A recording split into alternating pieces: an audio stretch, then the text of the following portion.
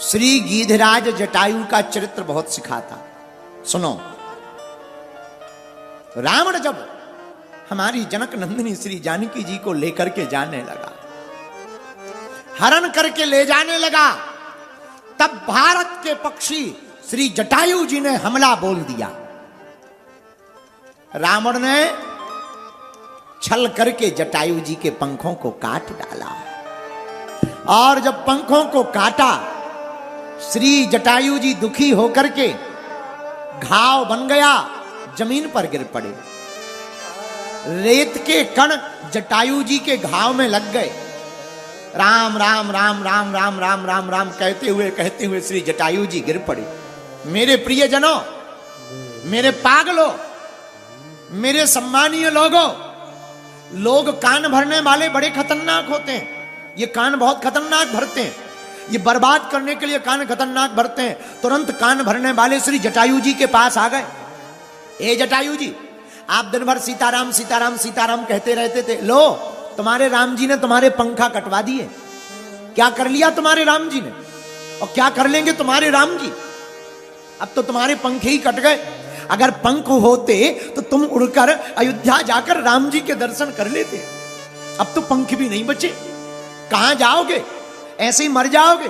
इसलिए हम कहते थे ज्यादा सीताराम सीताराम अच्छा नहीं होता है, ज्यादा भक्ति अच्छी नहीं होती है।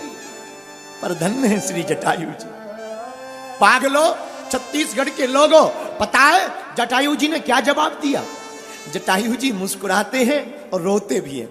किसी ने कहा बड़े विचित्र हो, रो भी रहे मुस्कुरा भी रहे। जटायु जी झरझर आंसू बहाते हुए बोले, दोनों पैर ऊपर करके, ठीक हुआ जो हमारे पंख कट गए। बोले क्यों? जटायु जी बोले, भैया पंख होते तो हमें राम जी के पास चलकर जाना पड़ता, अब पंख नहीं है तो राम जी को चलकर हमारे पास आना पड़ेगा। अब हमारे पंख नहीं, राम जी को आना पड़ेगा, राम जी को आना पड़ेगा। मेरे प्रियजनों, जिसने भी सुना सबकी आंखों से आंसू बह गए। आहा, भगवान साधन से प्राप्त नहीं होते, भगवान साधना से प्राप्त होते हैं। और मेरे पागलों, तुम कितने भी बड़े बन जाना, अभिमान में मत पड़ना। अभिमान में पढ़ोगे तो बिखर जाओगे, और प्रभु के स्वाभिमान में पढ़ोगे तो निखर जाओगे। बोलो सीताराम।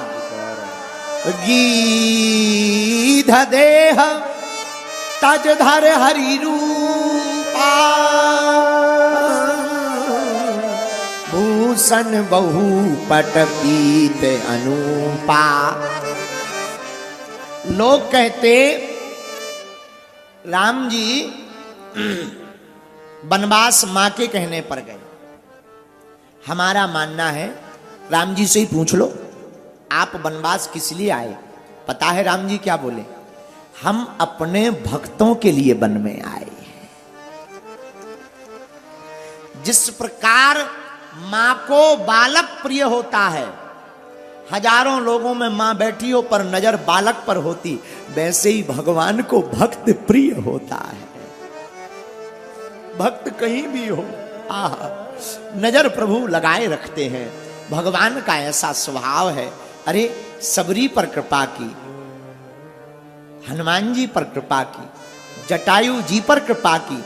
मेरे प्रिय जनों, रामचरितमानस का मतलब है जो राम के चरित्र को अपने हृदय में उतारेगा, राम कथा को सुनेगा, उसके जीवन में उसे भगवान के पास नहीं जाना पड़ेगा। भगवान किसी ना किसी रूप में चल करके उसके पास आएंगे। वो परमात्मा है, महात्मा भी बन सकते, निज आत्मा भी बन सकते, क्योंकि वो परमात्मा है। और रामचरितमानस में वर्णन आया है। आप कहोगे गुरुजी, अगर भगवान सब जगह हैं तो मिलते क्यों नहीं? भगवान सर्वत्र सब जगह विराजमान है। कण कण में राम, राम ही कण कण है, कण कण ही कंकड़, कंकड़ ही शंकर, शंकर है, और शंकर शंकर ही कंकड़, कंकड़ है। मेरे पागलों, राम सब जगह है, पर जो प्रेम से परमात्मा को पुकारता है, भगवान उसके सन्मुख प्रकट हो जाते हैं। महाराज प्रेम से क्यों? राम ही केवल प्रेम प्यारा, जान ले वो जो जान निहारा। राम जी को केवल प्रेम प्रिय है, जैसे हनुमान जी को क्या प्रिय है? प्रभु चरित्र सुने वे को रसिया, प्रभु चरित्र सुनने को रसिया, प्रभु चरित्र सुने वे को रसिया, प्रभु चरित्र सुनने को रसिया, राम लखन सीता मन बसिया, राम लखन सीता मन बसिया, राम लखन सीता मन बसिया, राम लखन सीता मन बसिया, राम लखन सीता मन बसिया, राम लखन सीता मन बसिया। श्री राम जय राम, श्री राम जय राम जय जय राम, बोलो श्री राम जय। जय राम जय जय राम। अच्छा लो, हनुमान जी को प्रिय क्या? भगवान की कथा। और राम जी को प्रिय क्या? राम जी को प्रिय क्या है? राम ही केवल